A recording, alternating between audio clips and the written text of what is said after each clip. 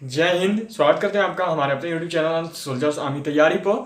तो आज की फिजिक्स की क्लास में हम सभी जो है जानने वाले हैं प्रकाश के अपवर्तन से। आज हम लोग शुरू करेंगे। पिछली क्लासेस जो हमारी है वो आप सब भी जानते हो। देखो, लाइट और इलेक्ट्रिसिटी फिजिक्स वाले सेक्शन में सबसे बड़े टॉपिक्स होते हैं और आपके सबसे ज्यादा क्वेश्चन इंडियन आर्मी की रिटन टेस्ट में इन्हीं टॉपिक से जो है हर बार पूछे गए हैं। तो देखो, जो हमारे पिछली बार जैसे हमने लाइट की जो टॉपिक स्टार्ट की, अब लाइट की टॉपिक में हमने पिछली जितनी भी क्लासेस हुई पिछली क्लास तक मतलब कि हमने प्रकाश का परावर्तन और उसमें आने वाले दर्पण को जाना, जितने भी दर्पण जितने मिरर्स होते हैं उनको जाने, मिरर फॉर्मूला को जाना, आवर्धन के फॉर्मूला को जाना, उन पर हमने न्यूमेरिकल्स भी किए और जो भी इंपॉर्टेंट पॉइंट आपके दर्पण से रिलेटेड पूछे जाते हैं उन सारी चीजों को हमने जो है कवर मतलब पिछली क्लासेस तक हमने कर लिया था। अब आज की क्लास से हम लोग जो है प्रकाश का अपवर्तन जो है रिफ्लेक्शन ऑफ लाइट स्टार्ट करने वाले हैं। आज से जो है हमारा स्टार्ट होगा प्रकाश के अपवर्तन। इसमें सारी चीजें जानेंगे, प्रकाश के अपवर्तन को जानेंगे, उनके नियम को जानेंगे, उसके बाद फिर इसी में लेंस को जानेंगे। तो बहुत ही अच्छा चलने वाला है आज का क्लास। तो अगर चैनल पर नए हो तो चैनल को सब्सक्राइब करके बेल आइकन जरूर प्रेस कर दे, जितना हो सके उतने ज्यादा अपने दोस्तों तक हमारे इस चैनल को पहुंचाएं। और देखिए, यदि आप अपने ट्रेड की बेस्ट बुक्स लेना चाहते हो, यदि आप जिस भी ट्रेड की प्रिपरेशन कर रहे हो, यदि आप उस ट्रेड की बेस्ट बुक्स लेना चाहते हो, तो मैंने इसी वीडियो के डिस्क्रिप्शन बॉक्स में सारे के सारे बेस्ट बुक्स के लिंक्स दे रखे हैं, जहां से जाकर आप उन बुक्स को खरीद सकते हो। और मेरी रिकमेंडेशन आपसे यही होगी कि एक बार उन बुक्स को खरीद के जरूर पढ़ लेना, क्योंकि वो जो बुक्स है वो बेस्ट रिकमेंडेड बुक्स है इंडियन आर्मी के रिटन टेस्ट की प्रिपरेशन के लिए। तो चलिए आज की क्लास शुरू करते हैं। और अगर आपसे कोई भी क्लास मिस हो गई हो तो सारी की सारी क्लासेस के लिंक नीचे डिस्क्रिप्शन बॉक्स में दे रखे हैं। वो प्लेलिस्ट के लिंक है, किसी प्लेलिस्ट पे जाओगे जो भी आपको सब्जेक्ट का क्लास करना होगा, सारी की सारी अभी तक जितनी क्लासेस हुई हैं सभी क्लासेस के प्लेलिस्ट उसमें है। बस एक बार ही ओपन करते हैं, आप सारे के सारे क्लासेस को अटेंड कर सकते हो। तो उन क्लासेस को कोई भी क्लास मिस हो गई तो सारी की सारी क्लासेस को अटेंड जरूर कर लीजिएगा। तो चलिए आज की क्लास शुरू करते हैं और आज हम लोग प्रकाश का अपवर्तन से जानेंगे। ठीक है, तो लिख रहा हूं यहां पे प्रकाश का अपवर्तन। ठीक है, यहां से हम शुरू करने वाले हैं। इसको इंग्लिश लैंग्वेज में क्या बोलते हैं? तो इसे बोला जाता है रिफ्रैक्शन, उसको बोलते हैं रिफ्लेक्शन, इसको बोलते हैं रिफ्रैक्शन। ठीक है, उसको रिफ्लेक्शन बोला जाता है परावर्तन को, और इसे बोला जाता है रिफ्रैक्शन। रिफ्रैक्शन ऑफ LIGHT मतलब कि लाइट। ठीक है, इसके बारे में जो है हम लोग जानने वाले हैं, रिफ्रैक्शन ऑफ लाइट के बारे में कि प्रकाश का परावर्तन अपवर्तन क्या होता है, रिफ्रैक्शन ऑफ लाइट जो है किसे कहा जाता है। चलिए तो नोट करिएगा, रिफ्रैक्शन ऑफ लाइट। ठीक है, कि रिफ्रैक्शन ऑफ लाइट जो है किसे कहा जाता है, रिफ्लेक्शन ऑफ लाइट जो है वो आखिर होता क्या है, इस चीज को चलो हम समझ लेंगे। तो चलिए नोट करिएगा, प्रकाश का अपवर्तन। ठीक है, तो लिखो कि जब प्रकाश की किरण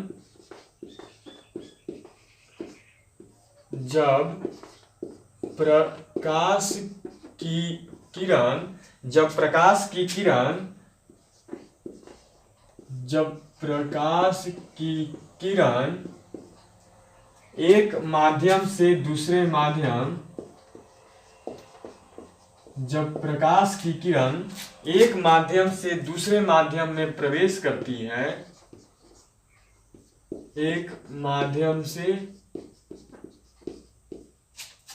जब प्रकाश की किरण एक माध्यम से दूसरे माध्यम में प्रवेश करती है, तब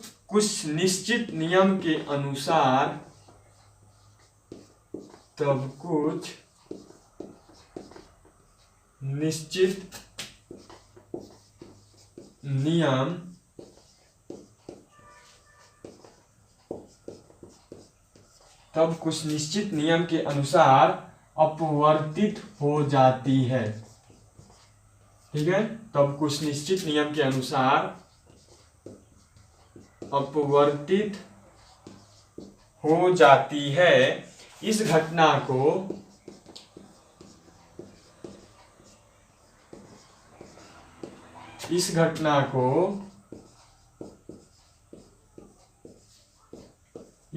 को प्रकाश का अपवर्तन कहा जाता है। ठीक है, जान गए। जब प्रकाश की किरण एक माध्यम से दूसरे माध्यम, जब प्रकाश की किरण एक माध्यम से दूसरे माध्यम, ये देखो यहाँ पे दो बार ये लिख दिया गया, एक माध्यम से दूसरे, यहाँ के बाद डायरेक्ट यहाँ बैठेगा, एक माध्यम से जब प्रकाश की किरण एक माध्यम से दूसरे माध्यम में प्रवेश करती है, एक माध्यम से दूसरे माध्यम में प्रवेश करती है, तब कुछ निश्चित नियम के अनुसार अपवर्तित हो जाती है। इस घटना को प्रकाश का अपवर्तन कहा जाता है। ठीक है, यहाँ तक नोट कर लीजिए। प्रकाश का अपवर्तन जो है किसे कहते हैं, यहाँ पे पूरी तरीके से समझा दिए है कि प्रकाश का अपवर्तन जो है आखिर कहा किसे जाता है, प्रकाश का अपवर्तन आखिर होता क्या है। यहाँ पे इस चीज को पूरी तरीके से डिफाइन कर दिया है मैंने, तो यहाँ पे देख लिया है। अब जो इसे इरेज कर रहा हूं और अब इसे इरेज करके जो है नेक्स्ट पॉइंट देख लेते हैं। चलिए हटा रहा हूं अब इसे यहाँ से, और अब जो है देख लेंगे अपवर्तन के नियम। ये जो आपको यहाँ पे दिया गया कि कुछ निश्चित नियम के अनुसार, जब बोला गया कि कुछ निश्चित नियम के अनुसार, तो भाई किस नियम के अनुसार जो है वो कार्य होता है, तो उसको जो समझाने वाला हूं। तो यहाँ तक नोट कर लिया होगा आपसे भी। तो अब जो है इसे इरेज कर रहा हूं और अब जान लेंगे लॉ ऑफ रिफ्रैक्शन, मतलब कि अपवर्तन के नियम। ठीक है, अब जो हम लोग समझ लेंगे लॉ ऑफ रिफ्रैक्शन, अपवर्तन के नियम को। तो चलो यहाँ से इसे हटा दिया है और अब जो है देख लेते हैं हम लोग लॉ ऑफ रिफ्रैक्शन, मतलब कि अपवर्तन के नियम। ठीक है, तो यहां से इसे हटा दिया है। अब जो है चलो देख लेते हैं नेक्स्ट पॉइंट। यदि बुक्स लेनी हो तो नीचे डिस्क्रिप्शन बॉक्स में बुक्स की लिंक्स दे रखे हैं, जाकर वहां से उन बुक्स को खरीद सकते हो। और मेरी रिकमेंडेशन यही होगी कि एक बार उन बुक्स को खरीद कर जरूर पढ़ लेना। अगर इंडियन आर्मी के रिटन टेस्ट की प्रिपरेशन कर रहे हो तो सारे ट्रेड्स के अलग अलग ट्रेड के बुक अलग अलग दे रखे हैं, इसलिए जाके उन बुक्स को एक बार जरूर खरीद लो। तो चलो अब जो है हम लोग देख लेंगे अपवर्तन के नियम। ठीक है, इसे बोला जाता है लॉ ऑफ रिफ्रैक्शन। चलो नोट करना, अपवर्तन के नियम। ठीक है, अब जो हम लोग इसे समझ लेंगे अपवर्तन के नियम, लॉ ऑफ रिफ्रैक्शन आखिर है क्या। तो यहां पे नोट करो कि अपवर्तन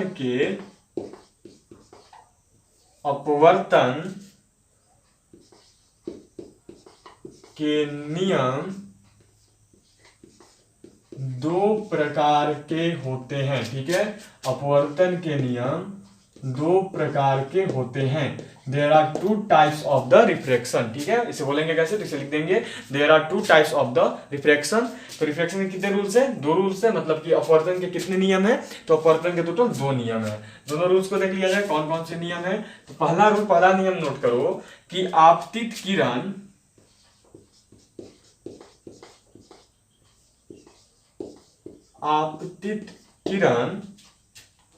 ठीक है, आपतित किरण अपवर्तित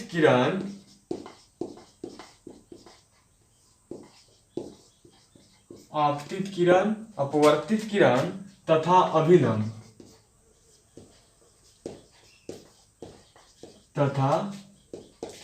अभिलंब तीनों एक ही बिंदु पर उपस्थित होते हैं। ठीक है, दिया हुआ है कि आपतित किरण, अपवर्तित किरण तथा अभिलंब तीनों एक ही बिंदु पर उपस्थित होते हैं। हो गया। अब जो है देख लेते हैं हम लोग सेकंड नंबर। तो सेकंड नंबर दिया गया है आपको कि आपतन कोण की जया तथा अपवर्तन कोण की जया, आपतन कोण की नियम जो है, आपतन कोण की जया तथा अपवर्तन कोण की जया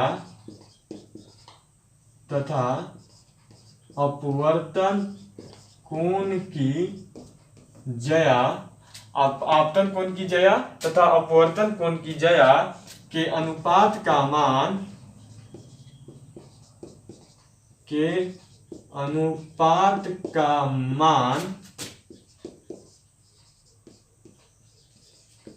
स्थिर होता है। ठीक है, आपतन कोण की ज्या तथा अपवर्तन कोण की ज्या के अनुपात का मान स्थिर होता है। अब देखो ये जो आपको रूल दिया ना, आपतन कोण की ज्या तथा अपवर्तन कोण की ज्या के अनुपात का मान स्थिर होता है, ये एक नियम के अनुसार आता है। इसको एक नियम में, इसको एक और नियम के अनुसार बोला जाता है। तो यहाँ पे नोट कर लो कि इसे, ये सेकंड वाले को, ठीक है, इसे स्नेल का नियम, ठीक है, इसे स्नेल का नियम भी कहा जाता है। अब स्नेल का नियम में क्या होता है वो देख लो। तो स्नेल का जो नियम है, जो स्नेल का रूल है वो क्या होता है, उसको एक बार जरूर समझ लेना चाहिए हमें। तो देखो स्नेल का नियम, rule of Snell is sine i equal to sine r. ठीक है, इसके रूल की इक्वल टू जो है आपका ये होता है sine i by sine r, sorry sine i equal to sine r नहीं, sine i by sine r. ठीक है, यहां पे इसको इरेज कर रहा हूं, चलो इसको अच्छे से लिख देंगे, अब इसको नोट मत करो, बाद में अच्छे से लिखते हैं, इसको इरेज करके यहां तक पहले नोट कर लो, उसके बाद इसको अच्छे से जानते हैं। Sine i equal to sine r क्या होता है ना, उसको बहुत इसी तरीके से समझेंगे। तो पहले यहाँ पे देख लो, ठीक है, यहाँ पे इसको एक बार देख लो, यहाँ तक नोट कर लो, इसके बाद जो है आगे समझेंगे उसको और अच्छी तरीके से लिखकर बता दूंगा ताकि डिफाइन करने में प्रॉब्लम नहीं होगी। तो चलो यहाँ तक नोट कर लिया है, तो अब जो इसे इरेज करूंगा और इसे इरेज करके जो है अब हम लोग नेक्स्ट पॉइंट देखेंगे। पहले तो स्नेल के नियम को अच्छे से जान लेते हैं, उसके बाद जो है नेक्स्ट पॉइंट को समझेंगे। तो चलो इसे यहां से मैंने हटा दिया है। अब जो है हम लोग देख लेते हैं sine i equal to sine r, नहीं sine i by sine r, sorry बार बार मैं कंफ्यूज कर रहा हूं, sine i by sine r. ठीक है, तो चलो नोट करना, यहां पे ये पूछा जाता है आपसे, इसलिए लिखवा दे रहा हूं ताकि बाद में कंफ्यूज मत हो ना। स्नेल का नियम इक्वल टू होता है आपका, देख लो, sine i by sine r. ठीक है, sine i by sine r. अब देखो इसको लिखा एक और तरीके से जाता है कि sine i by sine r equal to ऐसा u दिया जाता है, और ये u का मान जो है वो u जो है एक नियतांक कहलाता है। ठीक है, u क्या है, तो ये जो u दिया जा रहा है आपको ये एक नियतांक है, तो इसको इस फॉर्म में भी लिखते हैं, ये इतना तक, ठीक है, ये इतना तक इसको लिखा जाता है, समझ गए। तो यहां तक नोट कर लो। अब जो नेक्स्ट देख लेते हैं, नेक्स्ट पॉइंट क्या है हमारा। तो चलो यहां तक नोट कर लिया हो, तो अब जो है देख लेंगे कि अपवर्तन के प्रभाव क्या क्या है। ठीक है, अपवर्तन की वजह से क्या क्या प्रभाव जो है पड़ता है, अपवर्तन की वजह से जो है कौन कौन सी घटनाएं होती है। ठीक है, तो चलो एक चीज यहां पे देख लो कि ये जो नियतांक आपको मैंने बताया है, ये जो नियतांक हमने जाना, ये जो नियतांक को हमने समझा कि भाई ये आखिर नियतांक होती क्या है, ये जो भी नियतांक को हमने देखो अभी भी जस्ट जाना है, तो इस नियतांक के बारे में कुछ इंपॉर्टेंट पॉइंट लिखा जाता है, तो उसको लिख लीजिए क्योंकि वो इंपॉर्टेंट है और हमें उसे जान लेनी चाहिए। तो चलिए नोट करिएगा, यहाँ पे एक चीज नोट करना, ये जो u दिया, ये जो नियतांक दिया है ना, इसके बारे में है कि इस नियतांक को, ठीक है, ये इसके लिए है कि इस नियतांक को पहले माध्यम के सापेक्ष, इस नियतांक को पहले माध्यम के सापेक्ष, इस नियतांक को पहले माध्यम के सापेक्ष, पहले माध्यम के सापेक्ष दूसरे माध्यम, ठीक है, इस नियतांक को पहले माध्यम के सापेक्ष दूसरे माध्यम का अपवर्तनांक कहते हैं। ठीक है, ये जो नियतांक, इसको क्या बोलते हैं, तो इस नियतांक को पहले माध्यम के सापेक्ष दूसरे माध्यम का अपवर्तनांक बोलते हैं। एकदम माइंड में डाल लीजिएगा चीज, क्योंकि पूछा गया है पहले माध्यम के सापेक्ष दूसरे माध्यम का अपवर्तनांक किसे कहते हैं, तो यू जो नियतांक बताया गया ना, जो स्नेल के नियम के अनुसार जो नियतांक होता है उसको जो है पहले माध्यम के सापेक्ष दूसरे माध्यम का अपवर्तनांक बोला जाता है। ठीक है, तो यहां तक यदि नोट कर लिया है तो अब जो है हम लोग देख लेंगे यहाँ पे कि हमारे मतलब प्रकाश के अपवर्तन की वजह से हमारे जीवन में प्रभाव कौन कौन से हैं। प्रकाश के अपवर्तन के प्रभाव जो है वो क्या है, प्रकाश के अपवर्तन की वजह से होने वाली घटनाएं कौन कौन सी हैं, सभी यही चीज बोला जाता है, सभी चीजें ले सकते हो। एक तरीके से लिख सकते हो कि प्रकाश के अपवर्तन के कारण होने वाली घटनाएं, प्रकाश के अपवर्तन का हमारे दैनिक जीवन पर प्रभाव, और प्रकाश या फिर प्रकाश के अपवर्तन का हमारे आसपास इस पूरे पृथ्वी पे क्या क्या प्रभाव पड़ता है, सारी चीजें नोट कर लेते हैं, क्योंकि वो पूछा गया आपसे, पूछा जाएगा कि रात्रि में जो तारे टिमटिमाते हैं वो किसकी वजह से होता है, पानी में जो छड़ टेढ़ा दिखाई देता है वो किसकी वजह से दिखाई देता है। ये क्वेश्चन देखो प्रीवियस ईयर पूछे गए हैं, यदि डाउट हो तो जाके चेक करना, जो भी मैंने प्रीवियस ईयर क्वेश्चन बताए हुए उसको पूछ दिया गया है आपसे। तो इसीलिए ये सारे टॉपिक्स को जान जरूर लेने हैं, क्योंकि जो पूछा गया उन्हें तो जाननी ही पड़ेगी, नहीं जानोगे तो नुकसान अपना है। तो चलो यहाँ तक यदि नोट हो लिया हो तो अब जो है इसे इरेज कर रहा हूं, और अब इसे इरेज करके जो है हम लोग देख लेंगे प्रकाश के अपवर्तन के प्रभाव की, प्रकाश के अपवर्तन की वजह से कौन कौन सी घटनाएं जो हैं होती हैं हमारे दैनिक जीवन में, क्या क्या हम देखते हैं। चलो तो नोट करना, इफेक्ट्स ऑफ रिफ्रैक्शन या फिर effects from the refraction of light, दोनों चीजें, मतलब कि प्रकाश के अपवर्तन से प्रभाव या फिर प्रकाश के अपवर्तन का प्रभाव, ठीक है। Effect of refraction, effect of light refraction, और या फिर जिसे बोल सकते हो आप कि effect of light refraction in our daily life, in our life, मतलब कि हमारे दैनिक जीवन में क्या इसका प्रभाव पड़ता है। तो चलिए यहां पे नोट करना, प्रकाश के अपवर्तन, प्रकाश के अपवर्तन का प्रभाव, ठीक है, प्रकाश के अपवर्तन का प्रभाव। अब जो हम लोग इसको जान लेंगे कि प्रकाश के अपवर्तन का जो है प्रभाव क्या है, कौन कौन से इफेक्ट्स जो है हमारे लाइफ में प्रकाश के अपवर्तन के कारण पड़ते हैं। Effects of refraction of light, ठीक है, या फिर effects from the refraction of light, ये हो गई। तो चलो यहां पे देख लो आप सब, पहला चीज में नोट करना, रात्रि में तारों का टिमटिमाना, रात्रि में तारों का टिमटिमाना, रात्रि में तारों के टिमटिमाने, रात्रि में तारों के टिमटिमाने का अनुभव हम सभी प्रकाश के अपवर्तन के कारण ही करते हैं, ठीक है, के कारण ही करते हैं। हो गया क्लियर। अब जो है देख लो सेकंड नंबर में नोट करना कि आपने एक चीज नोट की होगी कि आप जब भी नदी में या फिर कहीं पे भी कुछ भी, जब कोई भी मतलब कि कहने का पकड़ना क्या बोलना चाहिए उसको समझना, कि आपने एक चीज नोट किया होगा कि आप जो बाल्टी होती है, बाल्टी जब आप मग पानी के सतह के नीचे होगी तो आप महसूस करते हो कि वो जो मग है पानी के सतह के ऊपर दिखाई देता है, मतलब थोड़ा सा उठा हुआ दिखाई देता है। या फिर जो तली होती है, जब बाल्टी की मग की तली देखोगे भरी हुई पानी से, तो आपको वो तली जो थोड़ी ऊपर नजर आएगी।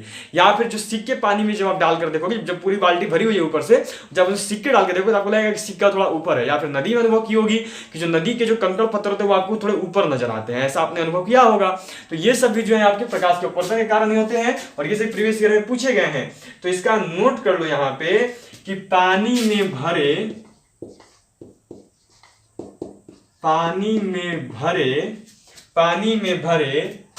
किसी बर्तन, पानी में भरे किसी बर्तन की तली, पानी में भरे किसी बर्तन की तली में पड़ा हुआ सिक्का,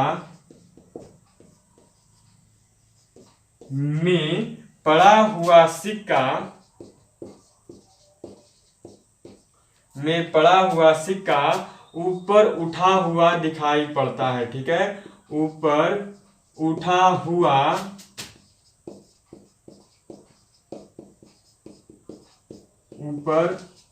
हुआ दिखाई पड़ता है, ठीक है। अब यहां पे देखो कि जल के अंदर मछली अपनी वास्तविक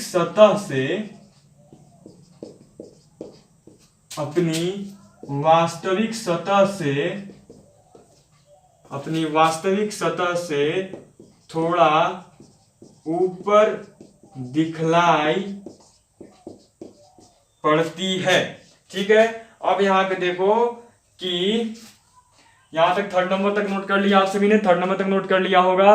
तो अब जो है नोट कर लीजिए यहाँ पे फोर्थ नंबर, और फोर्थ नंबर आपका है कि फोर्थ नंबर देखना कि पानी में डूबी हुई छड़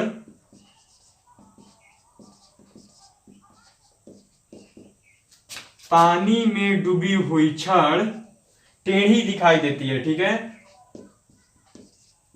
पानी में पड़ी हुई छड़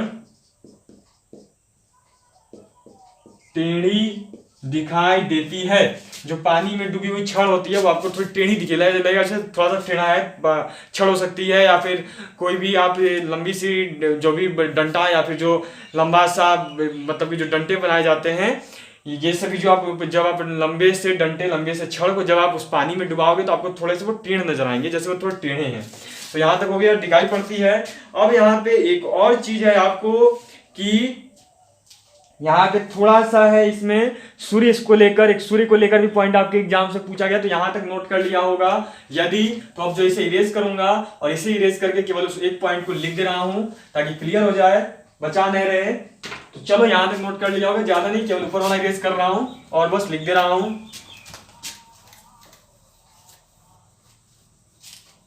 चलो तो ऊपर वाले को इरेज करके लिख रहा हूं, नोट करना ऑप्शन नंबर 5। ठीक है, तो ऑप्शन नंबर 5 ये है कि सूर्योदय तथा सूर्यास्त के बाद सूर्योदय तथा सूर्यास्त के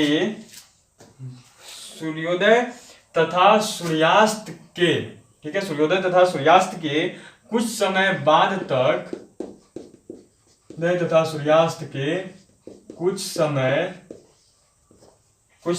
बाद तक सूर्य क्षितिज के नीचे होने पर भी